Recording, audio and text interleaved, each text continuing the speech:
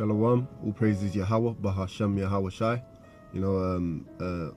Double honors unto the apostles and elders of Great Millstone, and salutations to the Archeum doing this work in sincerity and truth.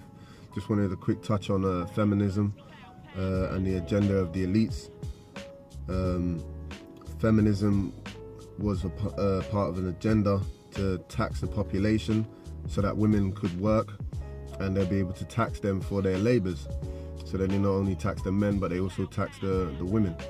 By doing so, they destroy the family unit as well, and that's another part of their agenda, where they blur gender lines, and pretty much benefits can come into that, where your benefits, based on whether your marital status, they measure how much they can top up your wages, and they have a cap on it. I can't remember how much that cap is, but if you're, say for instance, you were self-employed, if you earn after your expenses, if you earned under a certain amount of money, they would top up that income. But you would have to work a certain amount of hours to be entitled to a certain specific benefit, like a child tax credit and so forth, housing benefit, employment support allowance. These are all benefits in the UK which you can receive, but you would have to work for a certain amount of hours, or you'd have to have job seekers allowance. So you're always going to be outside of the home if you're a male or female, and the only way to escape working is to have more children. But that benefit only lasts up to a certain age of that child, and then what do? They have another child. So you have to work more hours if you're in a family. So that destroys the family unit, which was another part of their agenda. Now, also, they effeminize the men. How do they do that? They first of all, they condemn masculinity, and they target alpha males. So if a man was to overspeak a woman or speak with authority, that's considered aggression. And women can complain about that, and they can not riot, they can protest against men, and which they do, and complain about inequality and so forth.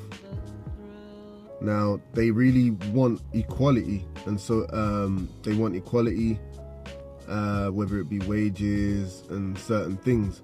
But these women literally, obviously, get pregnant and go off of work. They don't want to lift heavy things, so it's really a farce, man. All right. Now, obviously, I've gone over feminism and part of the agenda, whether it be taxing the population, feminizing the men, and destroying gender, destroying the family unit. Those are all part of Esau's agenda. But women think it's for their liberation and something that's gonna free them, Now, that Esau is the devil, and part of his deception is to get you to believe in things, but there's an ulterior motive underneath it. So what women are gonna realize is that they're gonna, all the things that are attached to them is not for their benefit, but it's for their demise. Now, ultimately, so these so-called black women, they're all for feminism, man. They're all for feminism. When it comes to the fathers of their children, a lot of these women, these so-called Negro women or Hispanic or Native American women, they don't give a damn about their counterparts, man. All right. They really don't give a shit about their husbands. And abortion is the highest, when you look at the statistics, abortion is the highest amongst our people around the whole world. But these women are going to have a rude awakening when World War III kicks out, man, when everything starts getting popping and these prophecies speak about a war. So I'm going to read Micah 7:10. Then she that is mine enemy shall see it, and the shame shall cover her, which said unto me, where is the Lord thy power? All right, because they don't believe that there's a higher power, and they definitely don't believe that he's a black so-called Negro, and they don't believe that a so-called Negro will be able to crack the clouds and come back and save his people, man. They believe in Cesare Borgia, they think this kingdom is gonna continue forever.